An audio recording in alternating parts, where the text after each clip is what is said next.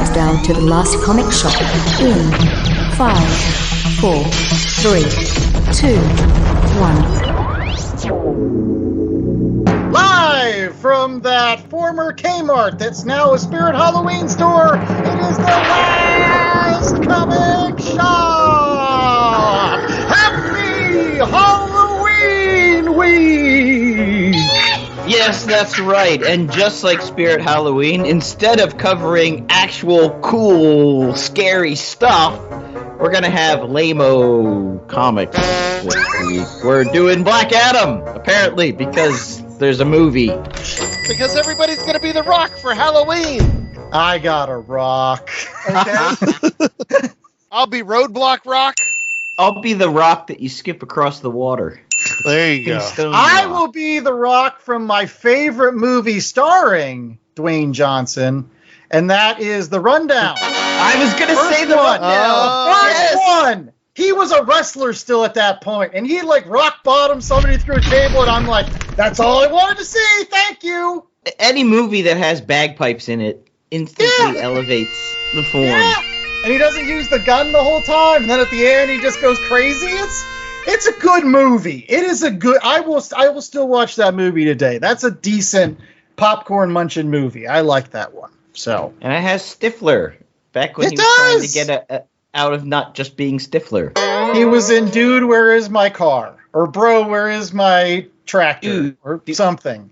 He was in Goon. Did you ever watch that? Yeah, the hockey fight one. And they made a second one, Goon 2. Yeah, everybody's going to be the Rock for Halloween. Me, the host with the most, Andy Larson, Chad Smith, my one co-host, J.A. Scott, my other co-host. I think it's a thing. If we're going to have to watch Black Adam, we should all dress up like Dwayne Johnson, right? You know where Sean William Scott would be welcome? The last comic show. Oh, there you go. Bringing it back, Chad. We got to get back on task. We're not a movie podcast. We are a comic book podcast. So if you're here to listen to the Black Adam movie review, yeah, we got that. But you're going to have to wait because, as always, we like to talk about comics that have inspired such cinematic treasures like the one we're going to be talking about today.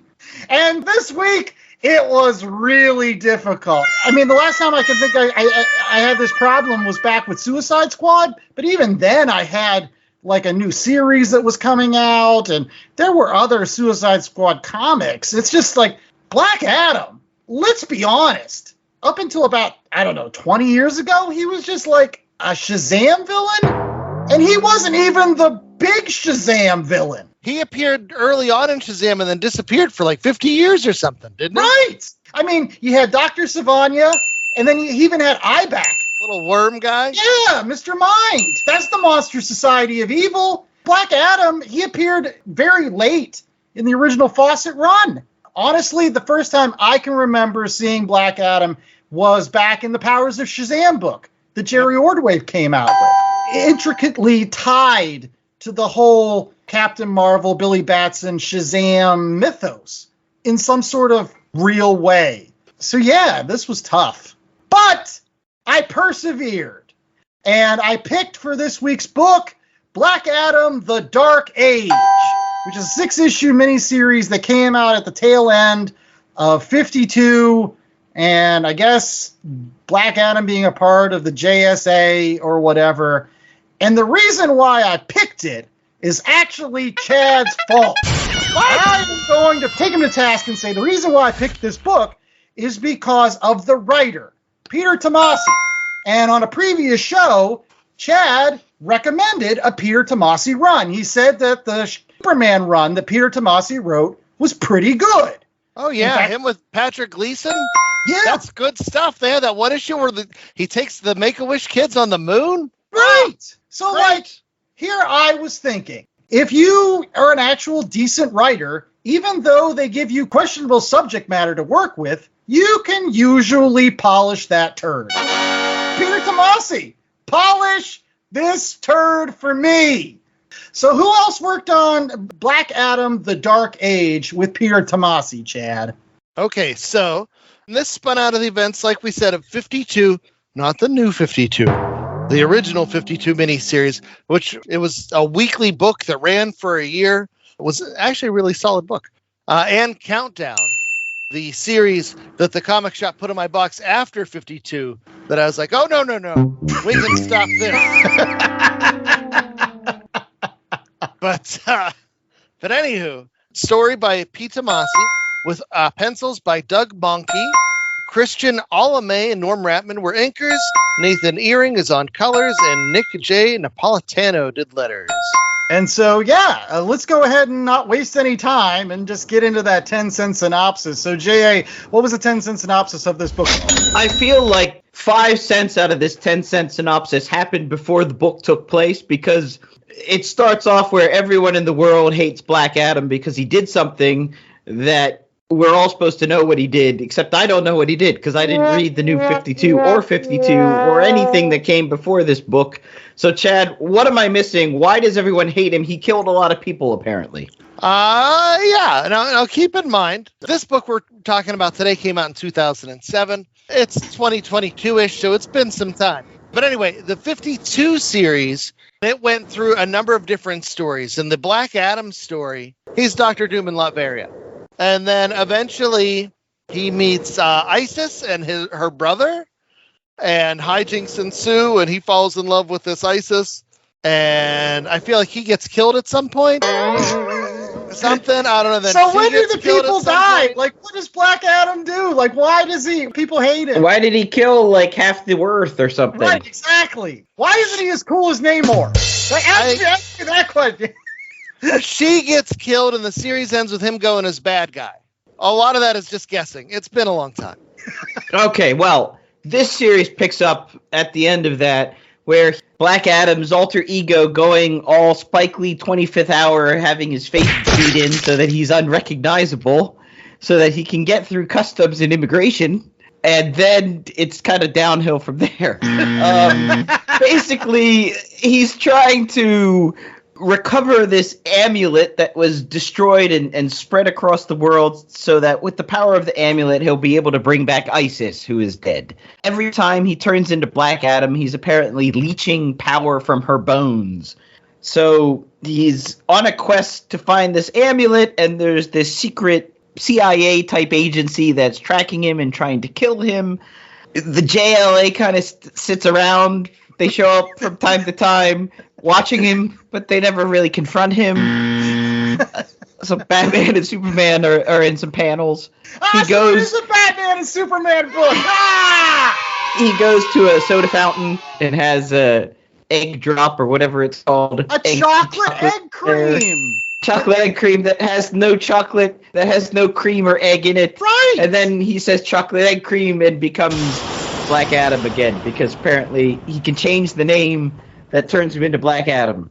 That's my 10-cent synopsis. I think I captured all the... Did I miss something important? No, this is an awful series. I know that in the last comic shop, we try to be positive because there were people that worked on this series, and God bless them. They did something, but it's not good. It's not good at all. And in fact, there was only 2 parts of this book that I liked. And one of them actually deals with the chocolate egg cream thing, J.A., because up until that point, I actually didn't know how you made a chocolate egg cream. I had heard my dad talk about how great chocolate egg creams were, but I had never had it. I didn't know it was just seltzer and chocolate milk. No, it's milk, seltzer, and chocolate syrup. But the chocolate's on the bottom, and you have to stir it lightly so the chocolate doesn't go up to the top. Make something that sounds really gross even grosser. But it doesn't have any eggs, nor does it have cream. But I enjoyed that. The second part of this book that I really, really enjoyed, I think, was issue 3. And the reason why I liked issue 3 so much is because it had Hawkman in it. He's kind of a part of a very small subsection of DC characters that I really don't care for any of his stories, but I just think he looks cool. Like, he's got an awesome look. Right? He's like got this like barbarian thing with the wings, and he has a mace. I don't know. That's a cool weapon. Like, I loved his superpowers figure when I was growing up. That's where it all comes from. That superpowers toy was the bomb. Yes. I was about to say that too. I remember him from the superpowers figure. And I have a confession to make. So I thought the wings were like his wings, like the angel, but apparently not. That's like a contraption, yes? So when Black Adam rips a wing off, that's not actually hurting him. It's just stopping his ability to fly. Yeah, it's like part of the harness. You're right. It is kind of weird. That's the whole reason why, like, nothing with Hawkman makes sense. I am glad that he's in this movie with Black Adam, because that's another reason I'm going to go see it. But they should have never made him from space. They should have kept him as just a person from, like, ancient Egypt and all that original stuff, because it just makes more sense with his character. Like, the guy's a barbarian. He wears no shirt. He's just He-Man with wings. I think it's awesome. But it's like him and Dr. Fate. There's just some DC characters that I could give a shit what they actually do, but they look freaking cool. And so that one issue where Black Adam and Hawkman fight, I enjoyed it just because I was like, oh, I like Hawkman. So I did want to throw it out there because I don't know if we're going to have much to talk about with this book, but are there DC characters, or I guess comic book characters in general, you guys just like the look of? I like Martian Manhunter because I love his name. I love saying Martian Manhunter. The question I have about this book is, in this book, he looks like he was squashed.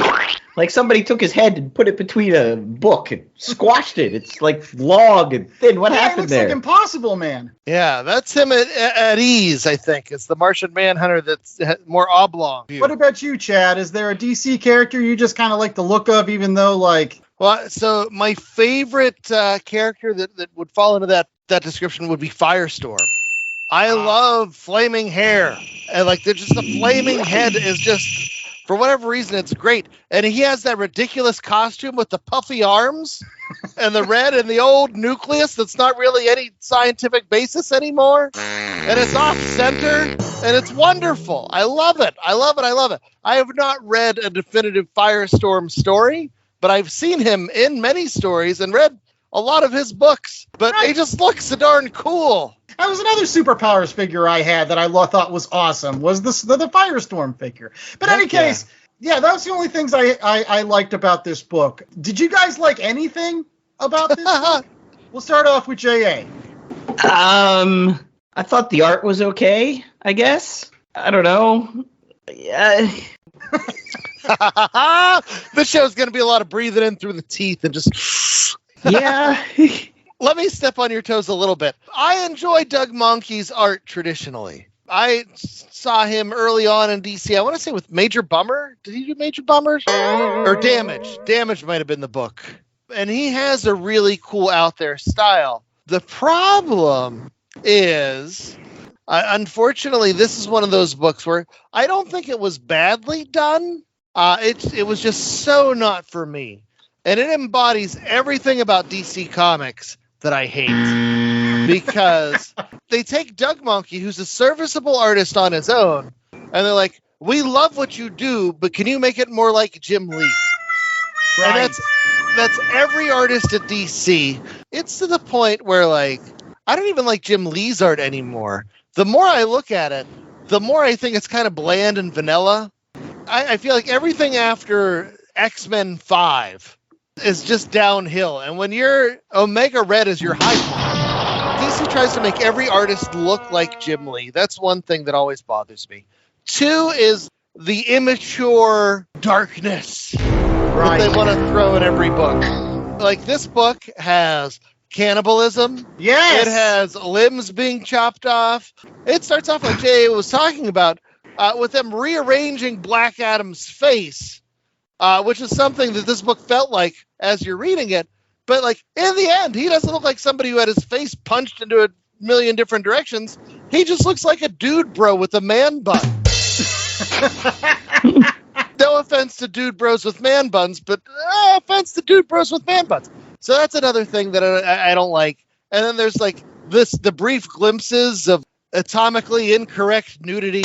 It's just show nipple. Come on, this is a DC book. Going back to, like, the whole ultra violence of it, like, where there's a lot of lopped off appendages where you'll see, like, half an arm that's been, like, razor severed so that you can see the bone in the middle, and you know, it's they look like comics sticks. Didn't understand the physics of the guy being flown up into space and then crumbling apart like an ice cube. Well, that doesn't happen. That's Why? In space, no one can hear you freeze. Yeah, but one of the things is that, like, to Chad's point, this book wasn't for him. As I'm reading it, I was asking myself, who is this book for? Because who are we supposed to root for? Like, traditionally, when, you write a book, you're supposed to be like, yes, I care about this character's journey.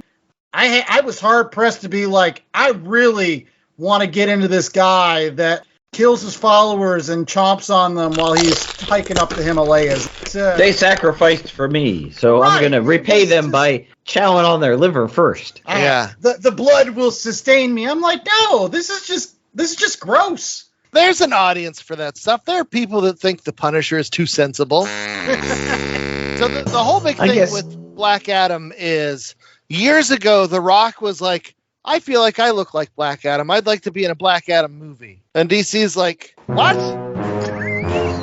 Okay. And so they turned Black Adam from villain to anti-hero in hopes that they could make something cool that The Rock would like. And lo and behold, they didn't do much, but The Rock really wanted to make this movie. Right. And they're going all out nowadays. Like, he's in this, like, Dark Crisis. He has a pretty prominent role. And again, to my point, they make him like the DC equivalent of Namor. But even though Namor's a jerkwad most of the time, there is some sort of charismatic presence about him that you're like, yeah, even though you're a douche nozzle to some people, I kind of really respect you in some other ways. I didn't get that from Black Adam in this book, right, J.A.? It's the wanton destruction and wanton killing and not caring, right? I mean, he's got zero empathy towards anyone who he hurts, and when he hurts them, they tend to die. So, like, he's the whole plot point where he's going around and picking all these little bits of amulet up. One of these amulets was, like, in a tree in the Amazon forest that suddenly was bestowing fertility on this tribe that had been dying out. And then he, like, steals it away. He's like, oh, they're not going to be able to have babies anymore. Too bad for them. I'm leaving. No, honestly, the thing they miss is the part from the 52 series where he was defending his people. Well, I shouldn't say you could understand or empathize, but, like, it at least seemed like there was a purpose to it. Right. Here, he's just trying to resurrect his dead love.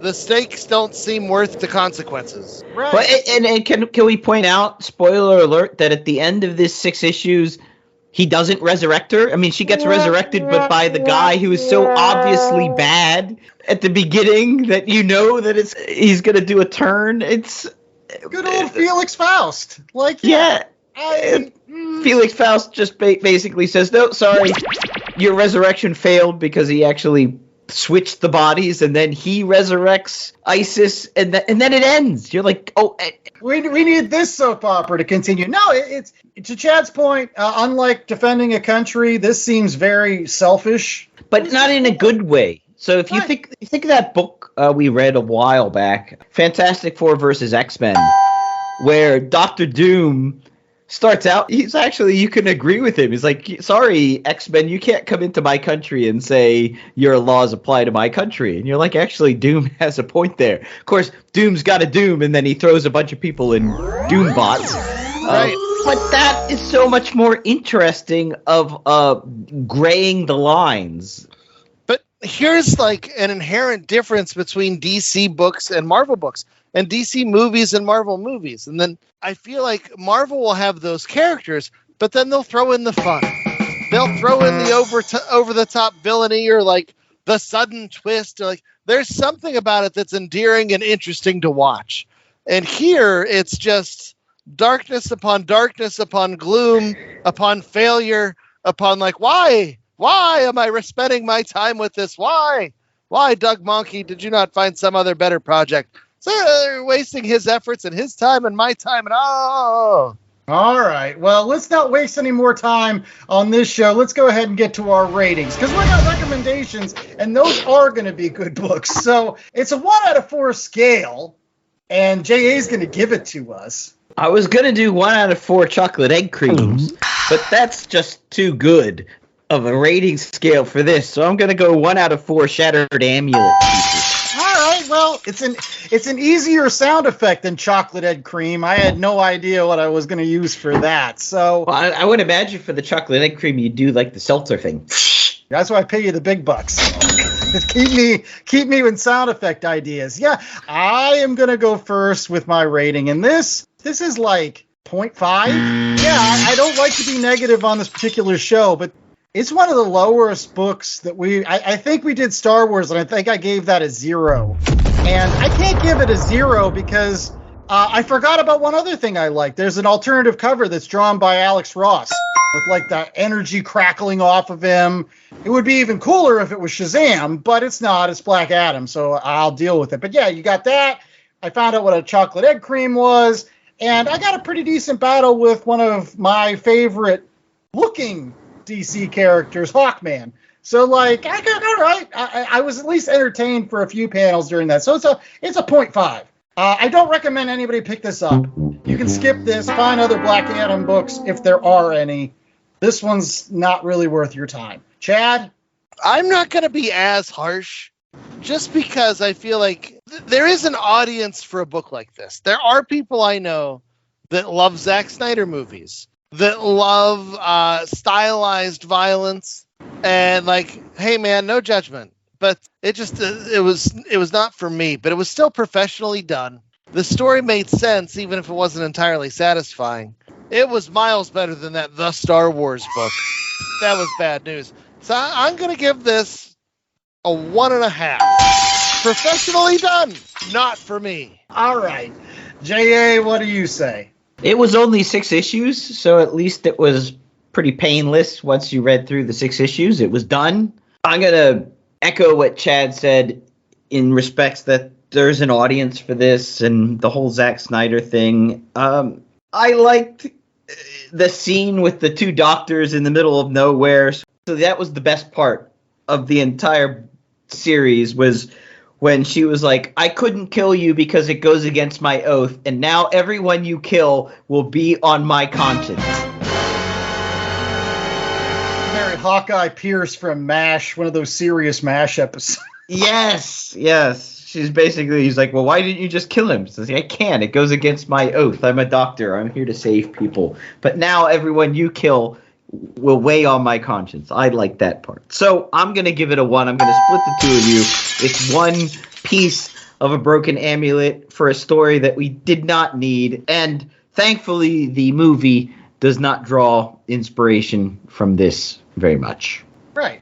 But it does have some components. I mean, there's Hawkman, and I think there's Isis and stuff. But anyways, we'll get to that right after our recommendations. So stay tuned for more Last Comic Shop on our Halloween special that has nothing to do with Halloween, but lots of frogs.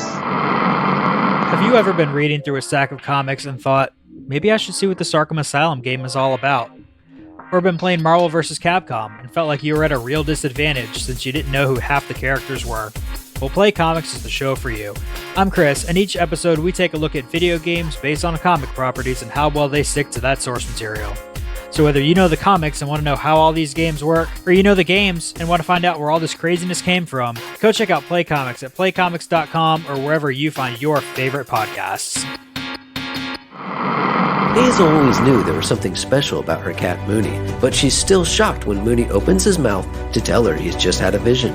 An ancient evil has awoken after centuries of sleep, and only one man can stop it, the legendary warrior Beowulf.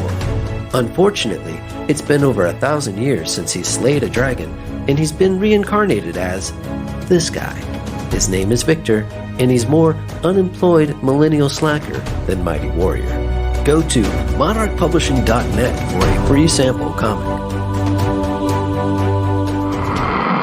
Coming to you live from whatever podcast you're currently listening to, it's your boy Jay West with my co-host Mac East from the We Get Dub podcast. What up, nerds? It's me, Mac East, and we got a badass anime podcast for you. We got hot sauce, we got hot takes, we got booze and banter. And you can listen to us on all major platforms. The We Get Dub podcast hits harder than a Goku gut punch.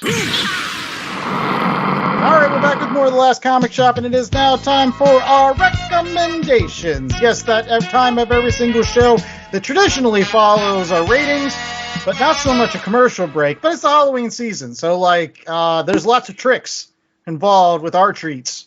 And we're hoping that you pick up these treats at your local comic book shop today.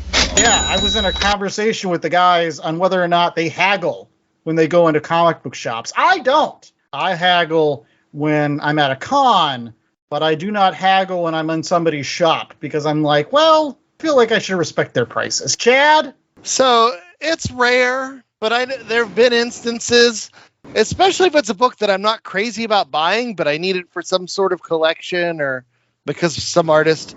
Recently, I went up to a shop and I had a $20 issue of Wolverine drawn by my fave, Rob Liefeld. It's written by Rob Liefeld as well. And I was like, listen, this isn't unfair, your price, but I just don't want to pay $20 for a Wolverine book. Will you come down some? And luckily, the guy did. So I came home with that issue of has Deadpool and Wolverine, and it's lots of fun. Got it for about half price. But rarely do I haggle, but I'd be lying if I said I didn't. I think the more you buy, the better position you're in to try to haggle down the price. So say you've picked up 10 issues of ROM Space Knight, you can say, hey, instead of paying cover price for all these 10 issues at $20, I'll give them to you for 15. Because you're taking a whole bunch of their stock off of them and therefore opening up their shop for new stuff to come in, right? I mean, you also have to remember, especially if it's not a new issue, so it's a lot of old back issue stuff, this is something they might have been carrying for a year and a half. That's a cost to them. They're paying to have this comic book sit there on the shelf when they could have something else there on the shelf. Oh, goodness. Yeah. So out of the kindness of your heart, you should haggle down people's And especially, you mentioned at cons, that last day at a con, that last hour, low ball offers are coming from me left and right. Oh, yeah. Right, yeah, because they don't want to have to pack that up and carry it back. I mean, all that. I'll take it off of you. Do you really want to have to box this back up after you spent all that time and money bringing it out here? Yeah, there is no question at a con I will haggle until the cows come home, especially with a half hour to go. I'm like, you do not want to sell me that book for $40. I will take it for 10. Does anybody have a Halloween-related recommendation? Let's see. Chad, what's your recommendation this week? No, but I'm going to go with something scary. And I don't normally do this. I'm going to recommend a book that I have not read. So, I know, but here's the dealio.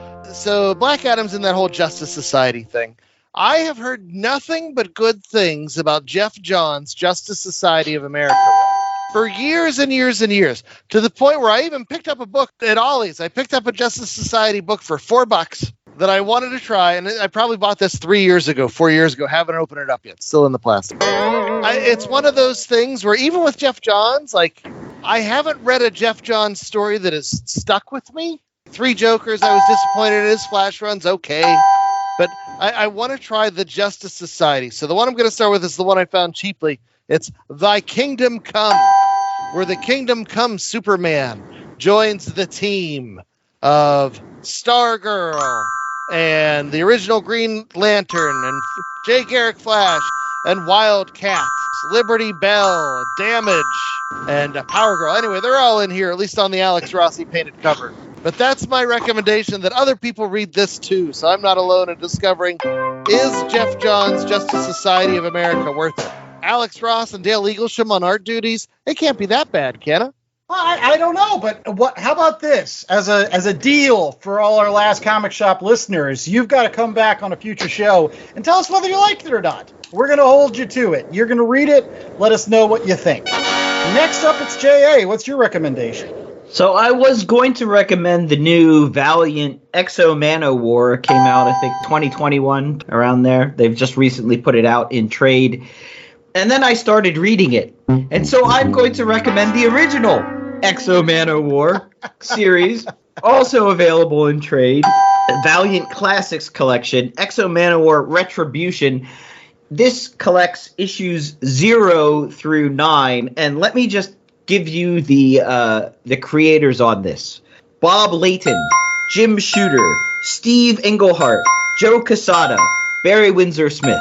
That's a pretty stacked lineup. That's the 27 Yankees right there. And if you like your Iron Man to be Visigoths who have come to the future to kill spider aliens, then Exo Manowar is here. For those who don't know, Exo Manowar is a Visigoth who was kidnapped from his country by spider aliens thousands of years ago, brought to the future.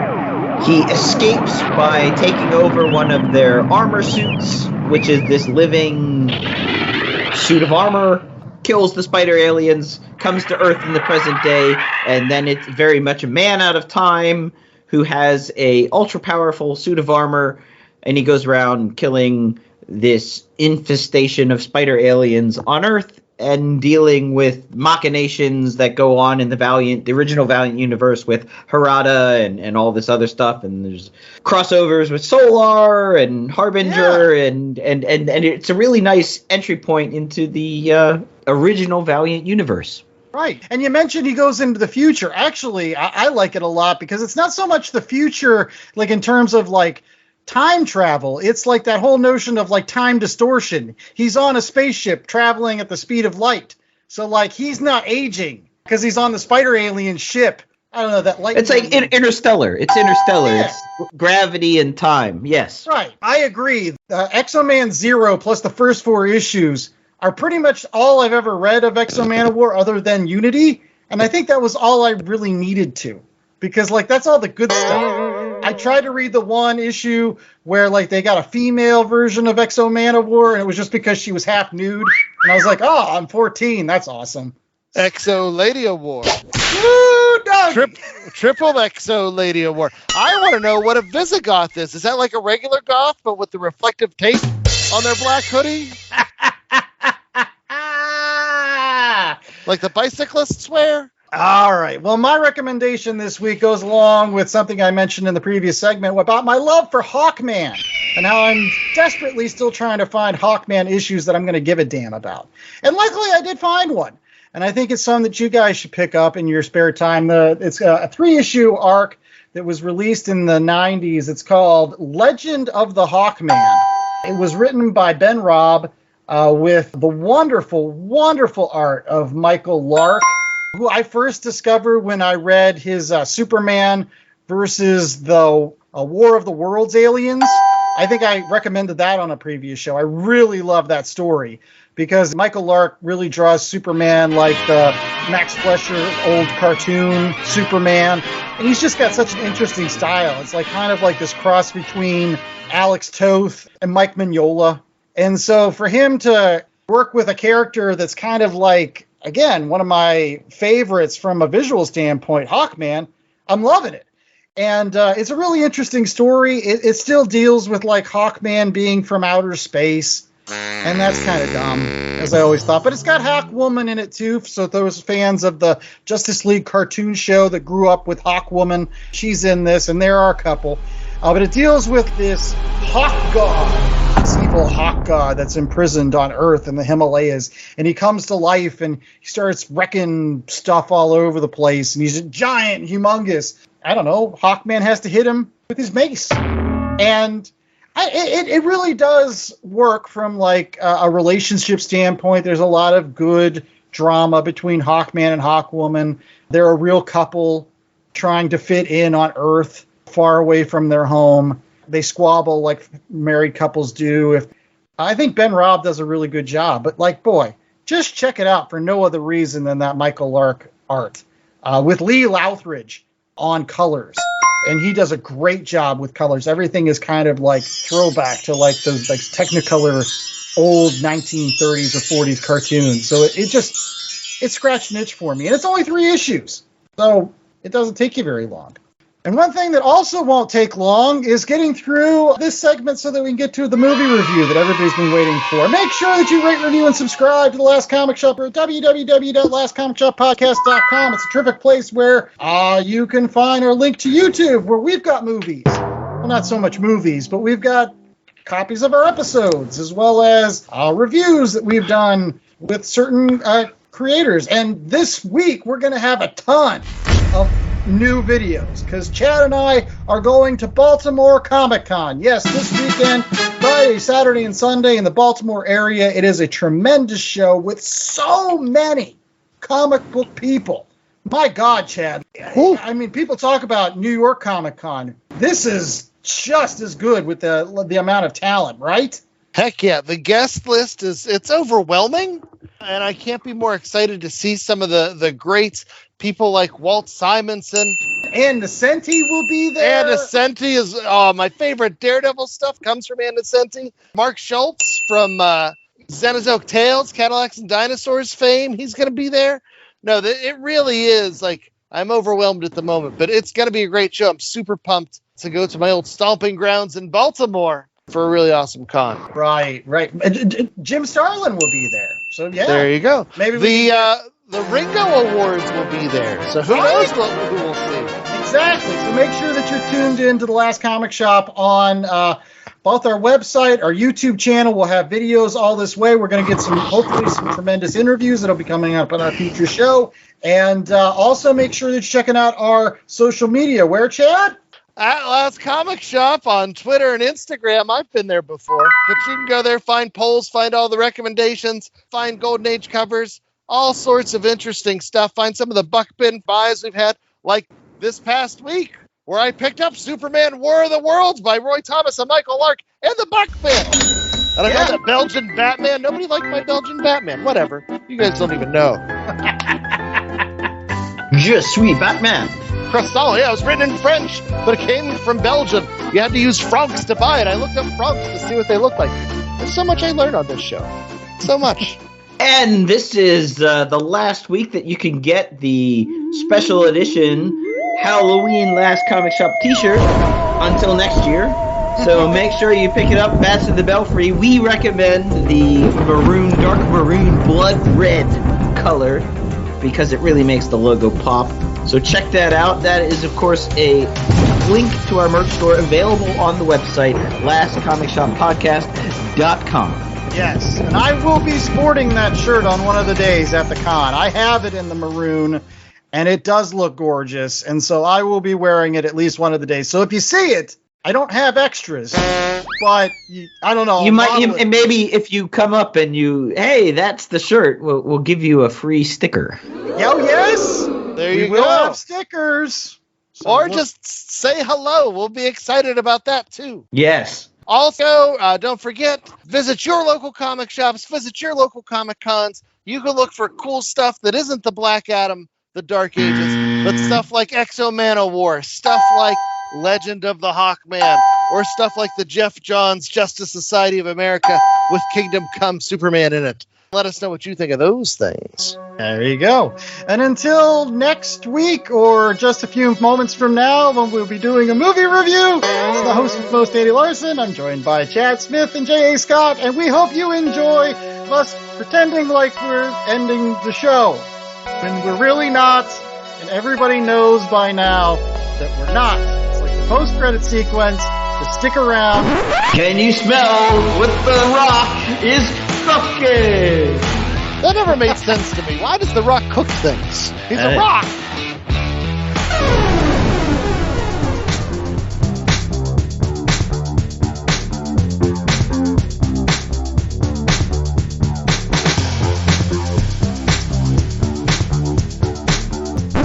Wait. We're not done. We went and checked out The Rock's new movie, Black Adam, and we're here to tell you all about it. Let's start with J.A. Why don't you give us the who's-its, and Andy will give us the what's-its on Black Adam. All right, well, Black Adam, a Warner Brothers production, directed by Jaume Colette Serra, written by Adam Zirkiel, Rory Haynes, and Shohrab Nashirvani, obviously based on DC characters, starring Dwayne Johnson, Aldous Hodge, Noah Centineo, Sarah Shahi, Marwan Kenzari, Contessa Swindell, Bodhi Sabongri, and Pierce Brosnan as Dr. Fate. You know, obviously it's a movie, so you got like 1,000 people doing CGI. Probably more than 1,000, because more than half the movie was CGI. Yeah, and I will say that there was like 1,000 comic book creators in their like special thanks to section, and rightfully so. It's neat to see, and every single movie it seems to get larger and larger. Like anybody that ever did anything with Black Adam ever. Which, let's be honest, was surprisingly more than we expected. Oh, yeah. There were some good names on there, and a lot of ones that I saw Otto Binder on there. I saw CC Beck on there. Was that after the mid-credit scene? Oh, yeah. I left the theater. I Googled, is there an end credit scene? And there's no end credit scene, so I left the theater. Yeah. There's not really a lot to say about Black Adam, as we said earlier in the show. He's a Shazam villain. And yet, in the entire movie, they make no mention of Shazam. They say his name quite a lot, like the Wizard. See, that's the thing. A lot of people think Billy Batson, that's Shazam. Like, no, that's Captain Marvel. Shazam is the Wizard. It's kind of like the Frankenstein's monster. I don't know. For a while, that book was called Shazam. Anyway, Andy, why don't you tell us what happened in the movie? Because I may or may not have nodded off for a couple of minutes. You did. I did see it with Chad on opening night and did look over at him at one point, and he was fast asleep. So you might have missed some of this. So here's the 10-cent synopsis for not only our fans, but also Chad. So we're in Kahndaq. Evidently, it predates ancient Babylon and Greece and Rome and Egypt as one of the great civilizations. And there was this ruler dude who wanted ultimate power. So he basically started looking for stuff that is from a Masters of the Universe cartoon called Eternium. It is. Look it up. In any case, they're looking for this Eternium because he wants to make this crown to become godlike with demonic powers or whatever. And somehow the Rock stops him by turning into Shazam, getting the powers of Earth's most mightiest mortal. Anyways, he goes to sleep for about 5,000 years. And then they're looking for this crown because they have to move it. This lady... Female Indiana Jones. Chad has fallen asleep already. Anyways, they go looking for this crown, but then there's this other guy that's like the descendant, and he wants the crown. He tries to shoot this lady, this Tomb Raider wannabe, and she brings back Black Adam, and he just starts, I don't know, walking through walls, just smashing them instead of using doors. In any case, the Justice Society gets called by Amanda Waller from the Suicide Squad, and she's like, go deal with Black Adam, because he's bad. Even though, like, none of them were around 5,000 years ago, so how the hell do they know? And then they have a big fight. And then Black Adam teams up with them to fight the guy with the crown. And he becomes Sabak, which is like the bad version of Captain Marvel. And then they fight. And then eventually Henry Cavill shows up. Ta-da! That's the 10-cent synopsis. And, oh, there were zombies! Or just giant skeleton things that were very easy to defeat. All you needed to do was pick up like a plastic bag or rebar. They weren't really much of a threat. So I don't know. Did I miss anything, guys, or was that pretty much what happened? I could really use some help with the whole Dr. Fate thing, just because I think that's the part I missed. Yeah, Dr. Fate was in this movie. He was one of the members of the Justice Society. Him, Hawkman, Cyclone, which Again, I'm not a DC person, so I didn't even know if that was a made-up person. But boy, she was real colorful. She would come down with her greens and purples and spinning. Then there was Atom Smasher. And then Henry Winkler showed up. Yeah, he was Grandpa Atom Smasher. Yes. Whatever. Anyways, Dr. Fate dying so that Black Adam could come back, even though it was weird. They put him underneath the water in this like secret facility, and then they say, don't say Shazam anymore because you're bad. And he's like, okay, I won't say it anymore. And then Dr. Fate's like, you got to say this Shazam thing because we goofed, and you got to come back and fight this. Literally, like 5 minutes later, they locked him up, and like the next day. Even that, it was like an hour. It was just like, I know you've been in cryogenic stasis for at least 15 minutes, but we need you to stop doing that and get beat up by a bunch of guards and escape. Because, again, Pierce Brosnan didn't want to do any more of these movies. God bless his soul. Initial thoughts, guys. I know Chad fell asleep. Well, okay. So I thought this was the most DC movie I have ever seen. I'm not kidding. I'm not making a joke about this. I thought it accomplished everything that you get in a traditional DC movie.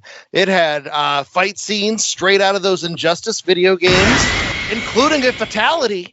He ripped some dude's head in half. Yeah, but that's another DC thing too, with that, like, the hyper violence that they think 12-year-olds will think is cool. That's all throughout this.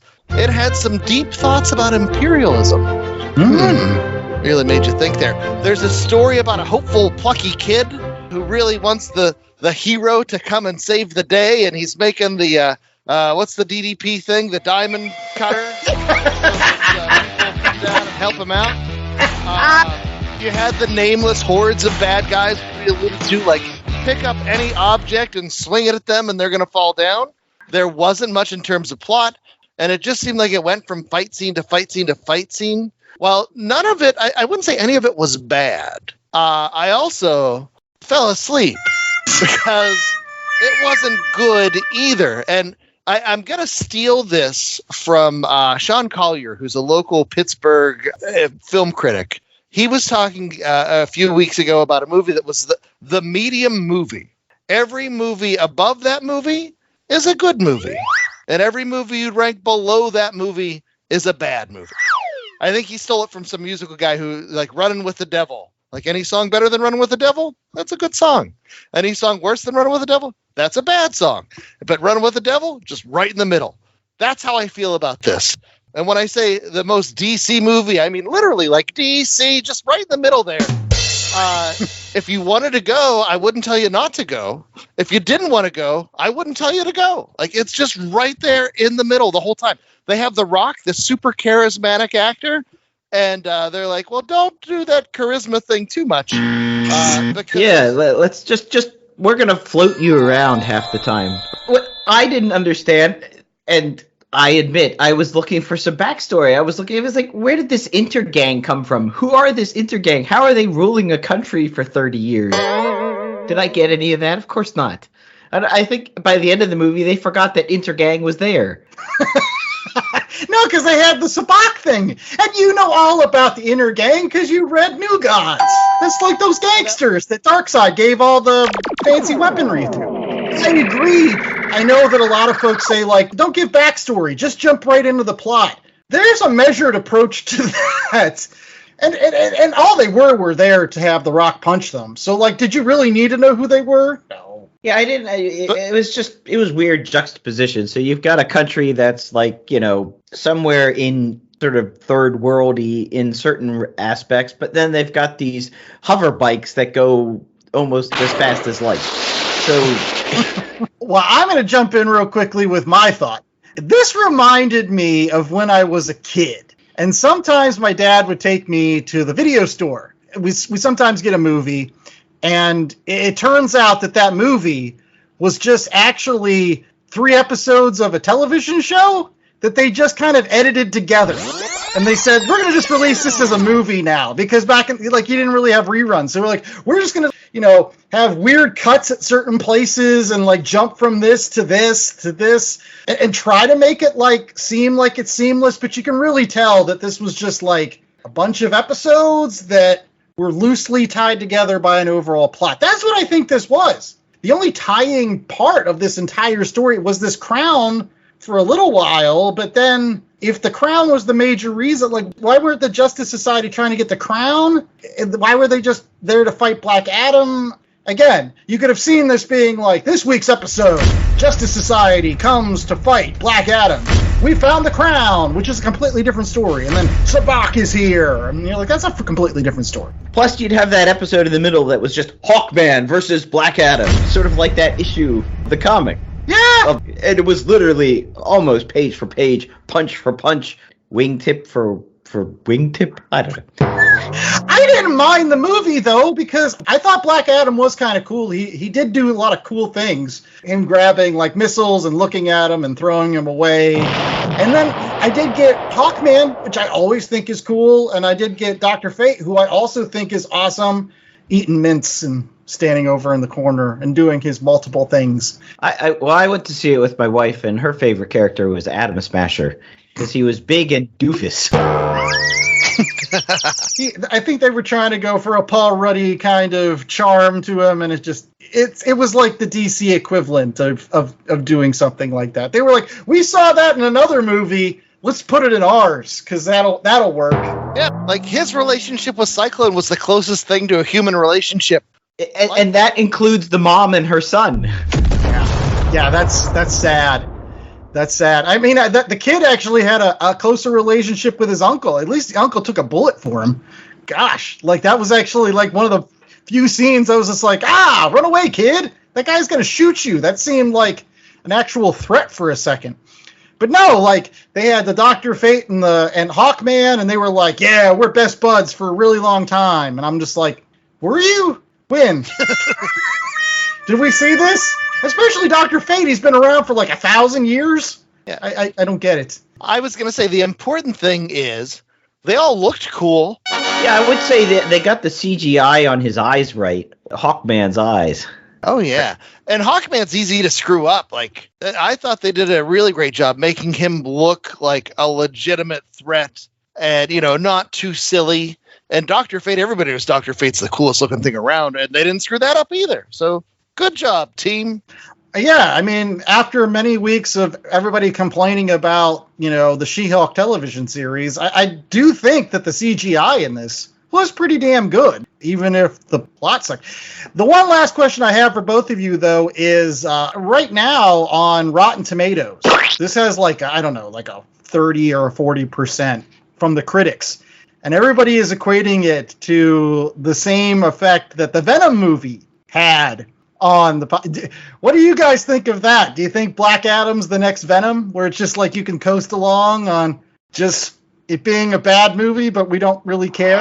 Well, here's the problem with Rotten Tomatoes. When they look at the critics are saying whether it's a good movie or a bad movie, and like I said, this is neither good nor bad, so they're in a pickle.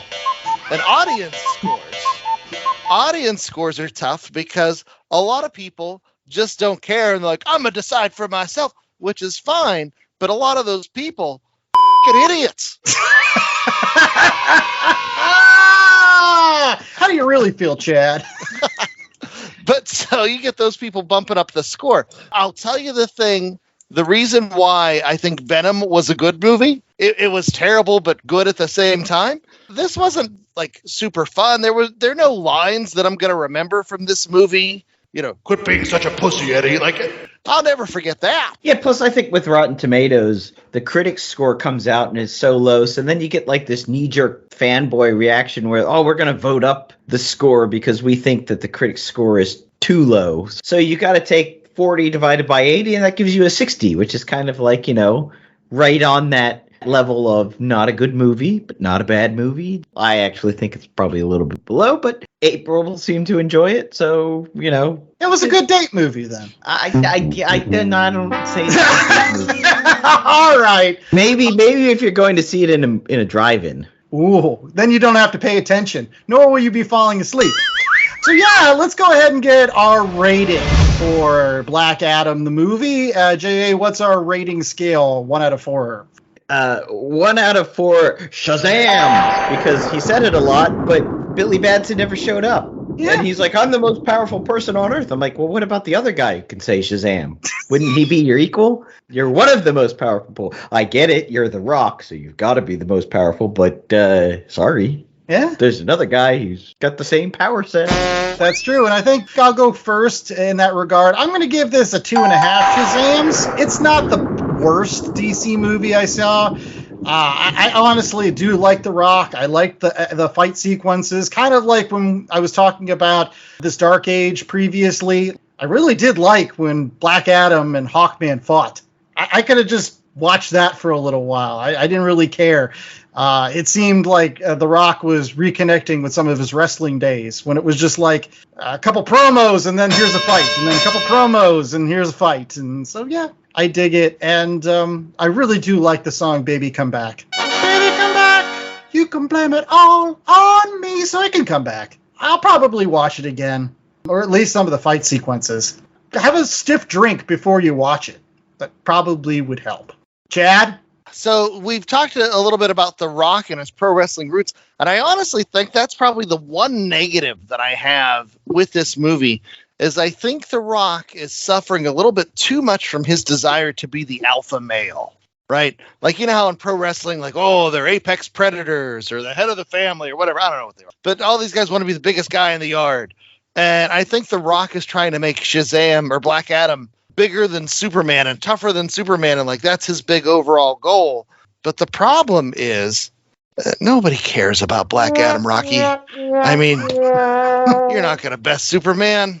It's best not to make too big a deal about this before you silently shirk away into a corner, because you're just going to embarrass yourself.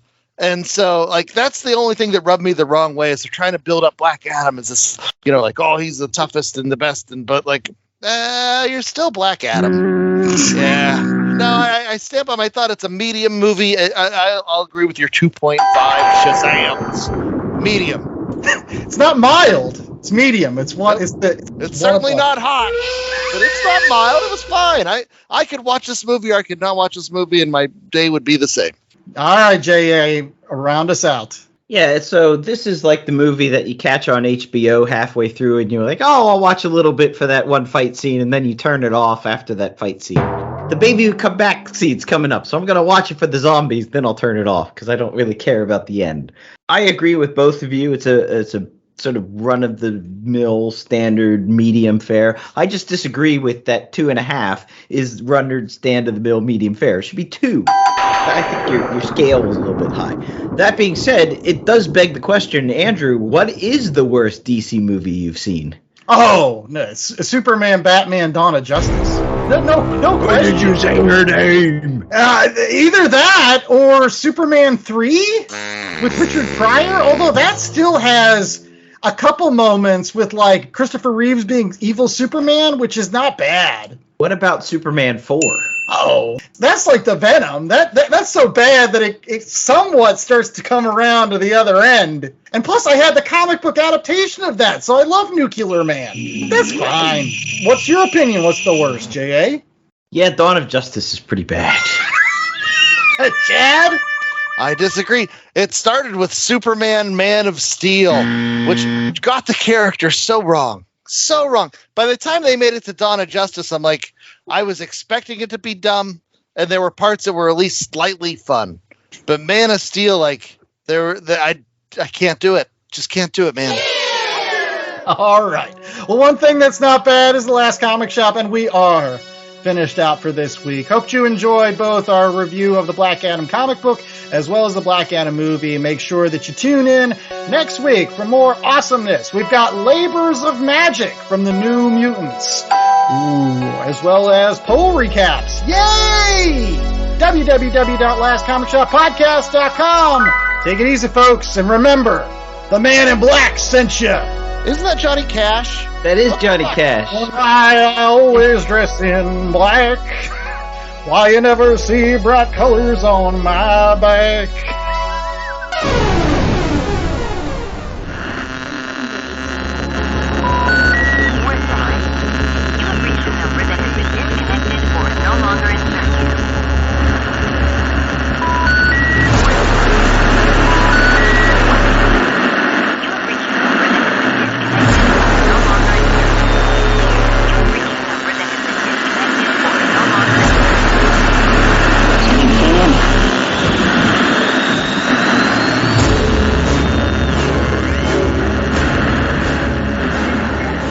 The Last Comic Shop was a 2022 Black Angus production.